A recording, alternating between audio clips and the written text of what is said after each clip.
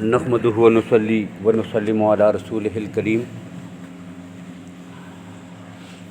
اما بعد فاعوذ باللہ من الشیطان الرجیم بسم اللہ الرحمن الرحیم اہدنا الصراط المستقیم صراط الذین انعمت علیہم غیر المغضوب علیہم ولا الضالین آمین صدق اللہ العظیم۔ سورہ فاتحہ کے متعلق جو گفتگو آپ سماعت فرما رہے تھے، اللہ کے فضل و کرم سے ہم بالکل اس کے اختتام پہ پہنچ چکے ہیں۔ پچھلی ساری گفتگو اختصار کے ساتھ جو چیزیں میں نے ضروری سمجھیں اللہ کے فضل و کرم سے وہ آپ کے سامنے ذکر کی ہیں۔ آج بالکل اس کا جو آخری حرف ہم ادا کرتے ہیں کہ جب بھی ہم سورہ فاتحہ کو ختم کرتے ہیں تو آخر میں ایک لفظ ہم کہتے ہیں آمین۔ آج کی گفتگو اختصار کے ساتھ اسی لفظ کے متعلق ہوگی۔ اب قرآن پاک میں آپ دیکھتے ہیں اور جہاں کہیں بھی سورہ فاتحہ لکھی ہوتی ہے تو قرآن پاک میں یہ لفظ آمین ساتھ لکھا ہوا نہیں ہے۔ اس کا مقصد یہ ہے، معلوم یہ ہوا کہ آمین جو ہے یہ قرآن پاک کے الفاظ میں شامل نہیں ہے۔ اب یہ کیا ہے اور اس کا معنی کیا ہے اور اس کیوں پڑھتے ہیں؟ تو اصل میں یہ نبی اکرم صلی اللہ علیہ وسلم کا طریقہ ہے اور آپ کی سنت ہے۔ یہ حدیث کے الفاظ ہیں، یہ قرآن پاک کے الفاظ نہیں ہیں یہاں پر لفظ آمین۔ اسی وجہ سے قرآن پاک میں جہاں سورت ختم ہوتی ہے وہاں پر اس کو لکھا نہیں جاتا، اور نبی اکرم صلی اللہ علیہ وسلم کا معمول تھا کہ جب بھی آپ سورہ فاتحہ پڑھتے تھے تو اس کے بعد آمین بھی کہتے تھے۔ اسی وجہ سے نماز میں امام کا، مقتدی کا، اور ایک آدمی اگر جو ہے وہ اپنی نماز پڑھ رہا ہو اس صورت میں، تو جب بھی وہ سورت کو ختم کرے گا تو آمین جو ہے وہ کہے گا۔ یہ آمین کہنا جو ہے یہ مسنون ہے اور نبی اکرم صلی اللہ علیہ وسلم کی سنت ہے۔ اب اس میں دوسری بات کہ اس کا معنی کیا ہے، تو اس کا معنی یہ لکھا گیا ہے استجب، یا اللہ میری اس دعا کو قبول فرما۔ کذالک فافعل، یا اللہ ایسے ہی ہو جیسے کہ میں نے تجھ سے طلب کیا ہے۔ کذالک فلیکن، یا اللہ یوں ہی ہو جائے کہ جس طرح میں نے تجھ سے مانگا ہے۔ سب کا لب لباب اور خلاصہ اور معنی کیا ہے کہ یا اللہ میری دعا کو قبول فرما لے۔ اب اس کی فضیلت کیا ہے؟ تو نبی اکرم صلی اللہ علیہ وسلم فرماتے ہیں کہ جو آدمی آمین کہتا ہے دعا کی، کسی بھی دعا کے اختتام پر جب وہ آمین کہتا ہے تو جس کی آمین فرشتوں کے ساتھ مل جاتی ہے، من وافق تامینہ تامین الملائکہ غفر لہ ما تقدم من ذنبہ، صرف آمین کہنے کی وجہ سے اللہ اس کے سارے گناہوں کو معاف فرما دیتے ہیں۔ اب آپ اندازہ کریں کتنی بڑی فضیلت ہے۔ دعا مانگنا یہ میری اور آپ کی اپنی مجبوری ہے۔ ہم کیوں دعا مانگتے ہیں؟ میری اپنی مجبوری ہے، میں خود کسی مشکل میں ہوں، میں خود کسی بیماری میں، کسی حاجت میں، کسی تنگ دستی میں اپنے رب سے مانگتا ہوں اپنا مطلب حاصل کرنے کے لیے۔ لیکن اللہ کا کرم دیکھیے، دعا مانگنے پر وہ چیز الگ عطا کرتے ہیں، اس دعا مانگنے کو ثواب الگ دیتے ہیں، اور دعا کے بعد جو آدمی آمین کہتا ہے اس پر اتنی بڑی فضیلت دے دیتے ہیں۔ اب نماز کے اندر جو آمین ہے اس کے متعلق اللہ کے نبی صلی اللہ علیہ وسلم نے فرمایا، اب امام اور مقتدی اور نماز کے بارے میں یہ جو حدیث ہے یہ سیاہ ستہ میں ساری کتابوں میں، بخاری میں، مسلم میں، ابو داؤد میں، ترمذی میں، نسائی میں، ابن ماجہ میں، اس کے علاوہ دیگر جتنی حدیث کے بہت ساری کتابیں ہیں ان سب کتب میں یہ حدیث نقل کی گئی ہے۔ تھوڑے سے الفاظ جو ہے وہ آگے پیچھے کر کے حدیث یہی ہے، اور حدیث کیا ہے؟ اللہ کے نبی صلی اللہ علیہ وسلم نے فرمایا انما جعل الامام لیتم بہ، تمہارا امام اس لیے آگے مقرر کیا جاتا ہے کہ تم اس کی اقتداء میں نماز پڑھو، اس کے پیچھے نماز پڑھنی ہے۔ اب کیا کرنا ہے؟ فَإِذَا قَرَأَ فَأَنصِتُوا، جب امام قرات کر رہا ہو نا تو پیچھے چپ کر کے کھڑے ہوا کرو، انصتوا، خاموش رہا کرو، امام کے پیچھے قرات نہیں کرنی۔ وَإِذَا قَالَ غَيْرِ الْمَغْضُوبِ عَلَيْهِمْ وَلَا الضَّالِّينَ فَقُولُوا آمین، جب امام جو ہے وہ لَضَّالِّينَ تک پہنچ جائے تو تم اس کے ساتھ آمین کہو۔ اب ایک روایت میں یہ الفاظ ہیں کہ اذا قال الامام غیر المغضوب علیہم ولاضالین فقولوا آمین، جب امام یہاں پر تک پہنچے تو تم آمین کہو۔ اور ایک حدیث میں الفاظ یہ ہیں کہ جب امام صاحب آمین کہیں تو تب تم آمین کہو۔ اب جو پہلی روایت ہے نا، اس کی بنیاد پر پہلی ایک روایت کیا ہے کہ جب امام غیر المغضوب علیہم ولاضالین کہے تو تب تم آمین کہو۔ تو اس سے امام مالک رحمہ اللہ کا ایک جو ہے وہ مذہب یہ ہے، وہ یہ کہتے ہیں، ان کا یہ قول ایک یہ ہے، وہ یہ کہتے ہیں کہ اس سے معلوم یہ ہوا کہ امام جو ہے وہ آمین نہیں کہے گا، اس لیے کہ حدیث میں جو کہا گیا کہ امام جو ہے غیر المغضوب علیہم ولاضالین کہے گا، اس کے بعد تم نے آمین کہنی ہے۔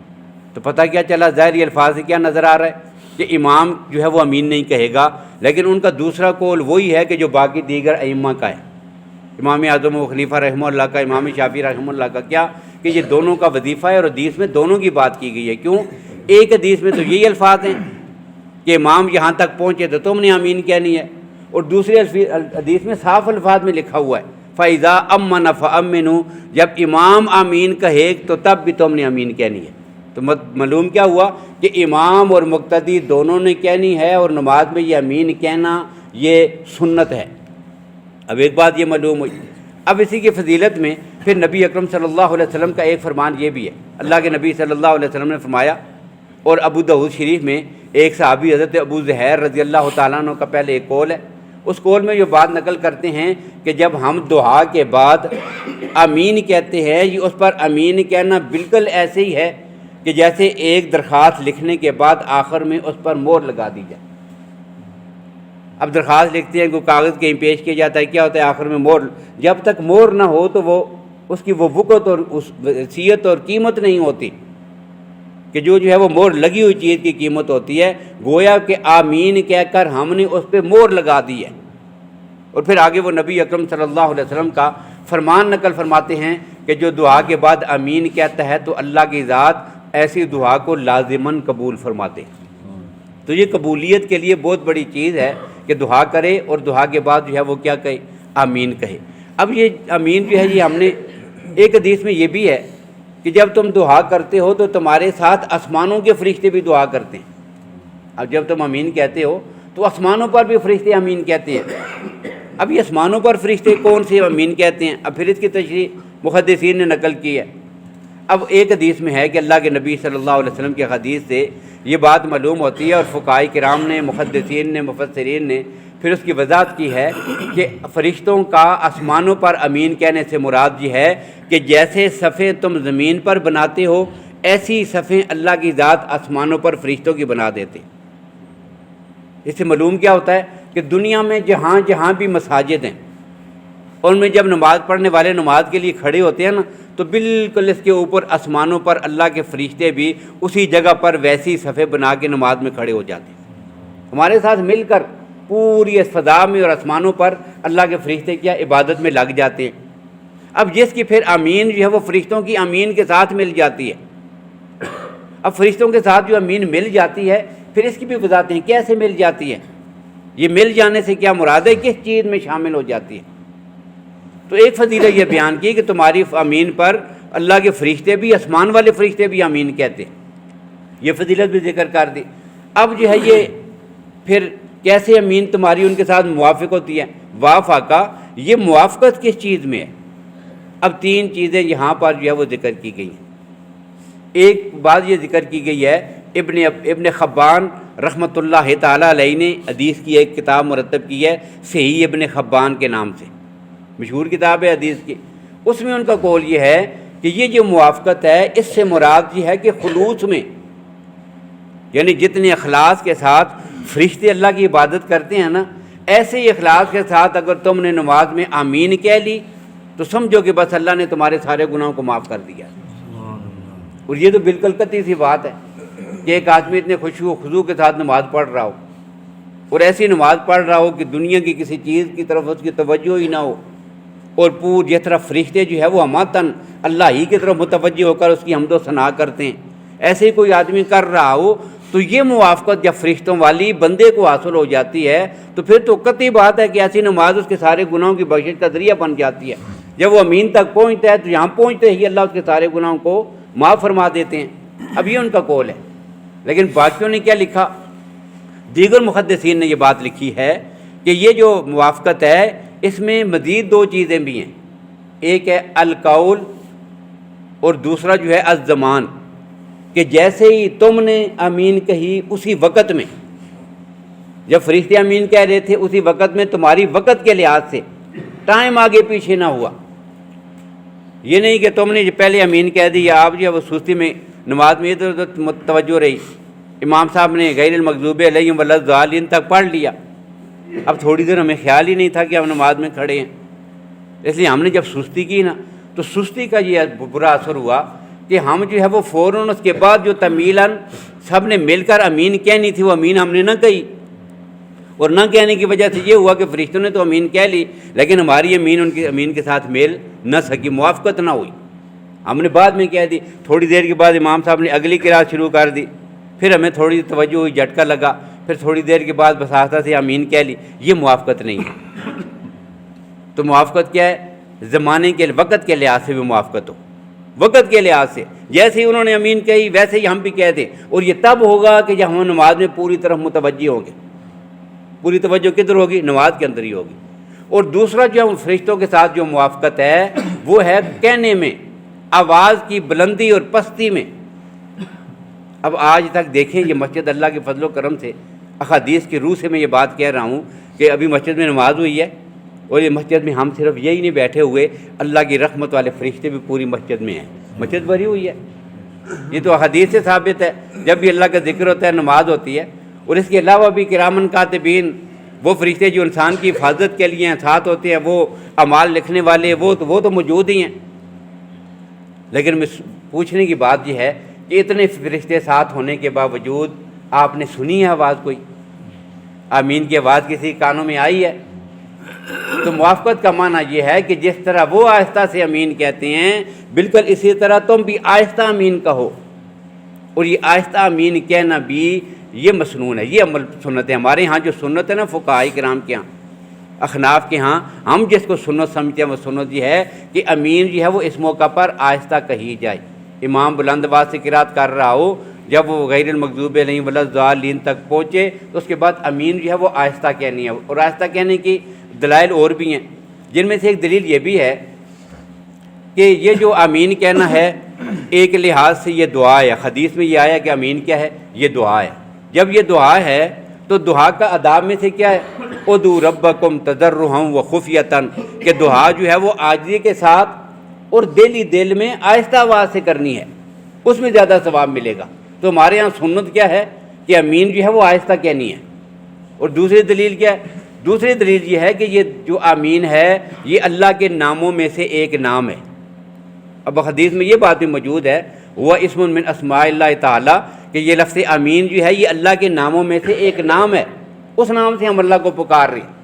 اور اللہ کے نام سے جب اس کا ذکر کیا جائے تو اس کا ادب کیا قرآن پاک میں بتایا گیا ہے، وَاذْكُرْ رَبَّكَ فِي نَفْسِكَ، اپنے رب کو جو ہے اپنے دل میں یاد کرو، تضرعا وخفیۃ، عاجزی کے ساتھ اور خفیہ طور پر۔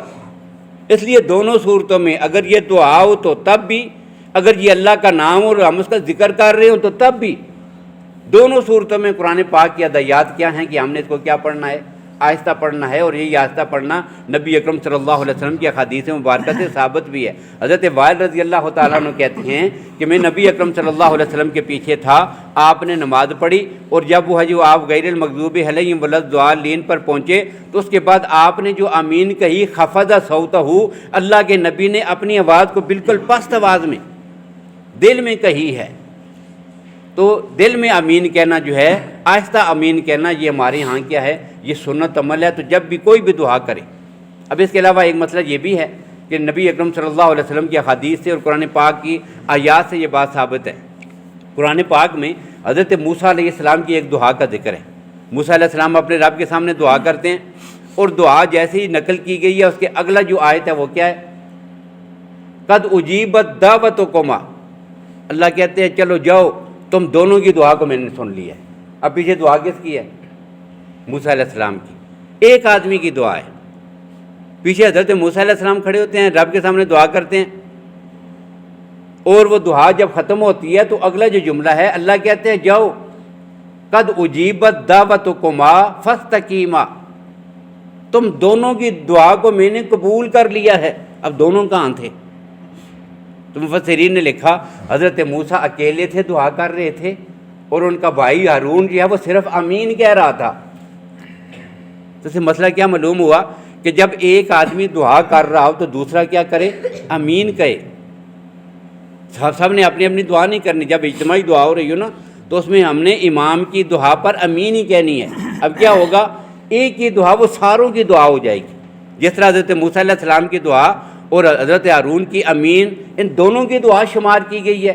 اب پوری جماعت کے لیے جب ایک ہی آدمی کہیں کھڑے ہو کے دعا کر رہا ہو یا بیٹھ کے، تو وہ دعا جب آمین کہیں گے تو وہ سارے الفاظ گویا کہ پوری جماعت کی طرف سے دعا ہے۔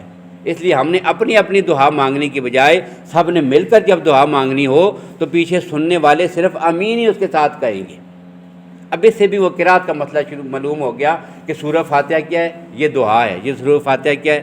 یہ اللہ کی سامنے دعا ہے۔ اور جب امام دعا مانگ رہا ہو نا تو ہم نے اس کے ساتھ سب نے مل کر دعا نہیں مانگنی، بلکہ چپ ہو کے پیچھے کھڑے رہنا ہے۔ جب وہ دعا ختم کرے تو ہم نے اس کے ساتھ مل کر حضرت ہارون کی طرح آمین کہہ دینی ہے۔ من کان لہو امام فقراءۃ الامام لہو قراءۃ، یہ امام کی جو قراءت ہے ساری مقتدیوں کی طرف سے قراءت ہو جائے گی، ہم نے صرف امین کہنی ہے۔ تو یہ مسائل ہے امین کے کہ امین جو ہے یہ مستقل طور پر ایک بڑی فضیلت کی چیز ہے۔ اور نبی اکرم صلی اللہ علیہ وسلم کا ایک فرمان یہ بھی ہے کہ جب یہ وہ کچھ لوگ دعا کرتے ہیں اور کچھ لوگ ان کے ساتھ امین کہنے والے ہوتے ہیں، وہ دعا میں ساتھ شامل ہوتے ہیں، اس امین کہنے کی وجہ سے اللہ سب کی دعاؤں کو قبول فرما لیتے ہیں۔ تو یہ بہت بڑا عمل ہے۔ اسی وجہ سے سورہ فاتحہ کے بالاختتام میں ہم جو ہے وہ اپنی زبان سے کیا کہتے ہیں؟ لکھا ہوا نہیں ہوتا۔ جب بھی قرآن پاک کی تلاوت کرتے ہیں، جب بھی کوئی سورہ فاتحہ پڑھتا ہے، جب بھی ہم نماز میں پڑھتے ہیں، اس کے بعد ہم آخر میں آمین کہتے ہیں۔ یہ آمین نبی اکرم صلی اللہ علیہ وسلم کی سنت ہے اور بہت بڑی فضیلت کی چیز ہے۔ تو یہ سورہ فاتحہ جو ہے یہ اللہ کے فضل و کرم سے اختتام پذیر ہوئی۔ کل سے جو ہے وہ اگلی سورت کا انشاءاللہ سورہ بقرہ کا آغاز ہم کریں گے۔ تو سورت میں ہم نے کیا سیکھا اور کیا پڑھا ہے؟ سب سے پہلے اللہ کی حمد و ثنا ہے، الحمدللہ رب العالمین، اللہ کی حمد و ثنا ہے، اس کی تعریف ہے، اس کی ربوبیت کا اقرار ہے، اس کے رحمان اور رحیم ہونے کا اقرار ہے، اس کے مالک یوم الدین کہ یا اللہ آخرت کے سارے معاملات کا مالک اور اس کے اختیار رکھنے والا بھی تو ہی ہے۔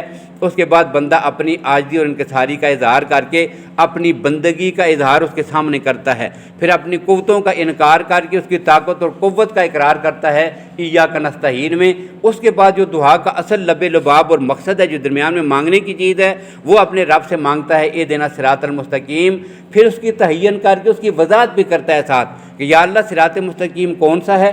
صراط الذین انعمت علیہم غیر المغضوب علیہم ولا الضالین۔ اور اس کے بعد آمین کہہ کر گویا کہ پوری اس درخواست پر ہم نے مہر لگا کر یہ درخواست اپنے رب کے حضور پیش کر دی ہے۔